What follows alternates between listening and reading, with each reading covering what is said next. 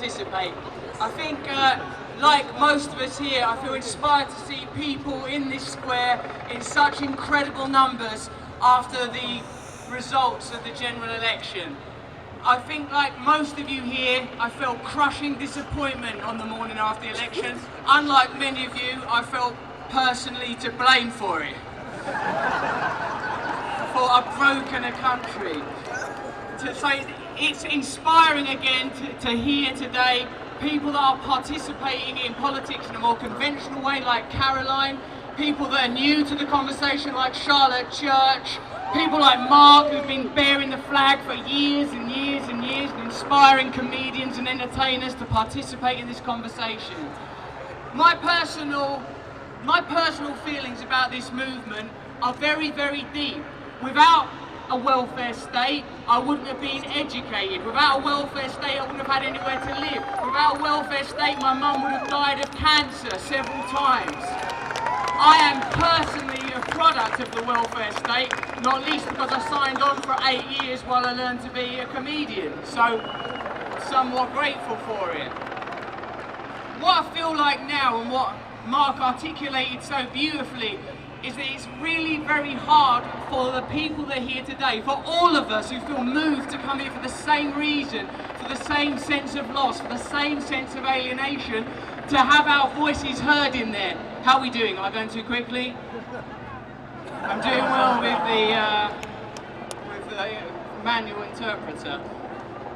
Thank you. What did that mean? That looked very explicitly like jiggle boobs.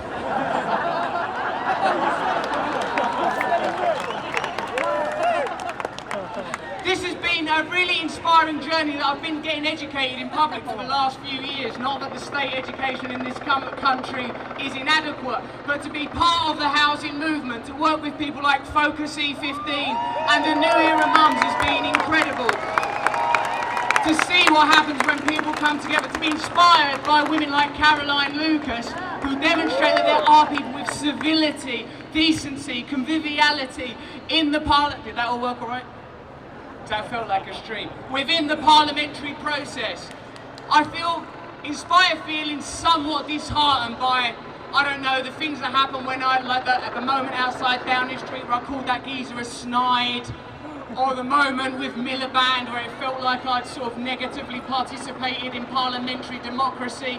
I've met so many inspiring people, people that are prepared, people that, you know, I've got people say it's like we need welfare for the vulnerable members of society. I feel like we're all vulnerable members of society. I feel like that it could happen to any of us. It's been something that's been around me all my life. What I feel like we've done is created a culture around the worst aspects of our nature. I have selfishness in me, I have greed in me, I have the egomaniacal tendencies of Boris Johnson or Rupert Murdoch or David Cameron, but I don't turn them into policies. I go to, 12-step meetings and psychiatrists to try and deal with that shit.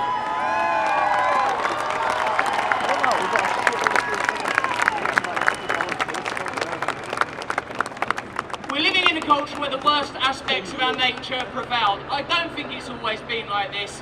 I remember growing up with strong unions, with strong sense of social culpability and social care.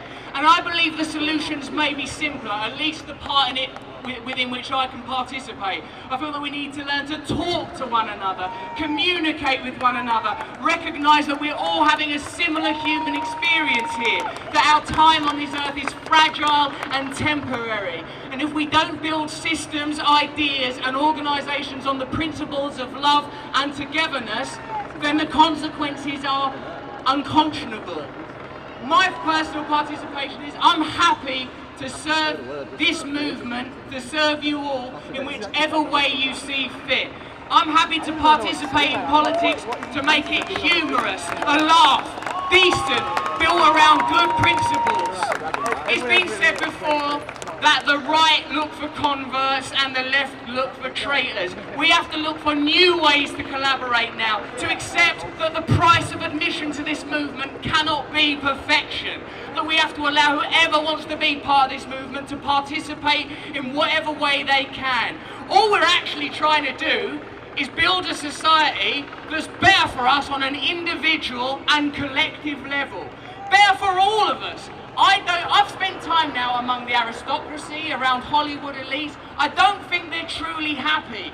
I don't think they know how to love one another properly. I'm assuming that the vast majority of people in there, perhaps Jeremy and Caroline aside, are not having very successful sex lives. And I think that a culture that's held again by a perpetually suspended chopper is an indication that something's wrong. People coming together to take back their streets, take back their communal spaces, to communicate in ways that are built on what I believe are spiritual principles, but the atheists among you might believe are common decency. The common decency of being a member of this society, of reaching out for one another, of trying to put your personal selfish needs second, behind the needs of all of us as a collective. I spent the first part of my life trying to escape from a mundane, suburban, single life, welfare supported existence. I thought fame and fortune would make me valuable. I found out that it's empty. I'm going to spend the rest of my life belonging to community, embracing community, and helping in whatever way I can. I'm so glad that that's not the moment I'm going to be executed from behind. I thought that was my moment. Alright, yeah, it's time to kick this. The band ready? Ladies and gentlemen, I think we've got some musical entertainment. It's been lovely speaking to you. Have a wonderful day, have a wonderful night. Stay with the movement. Cheers, take it easy. Ta-da.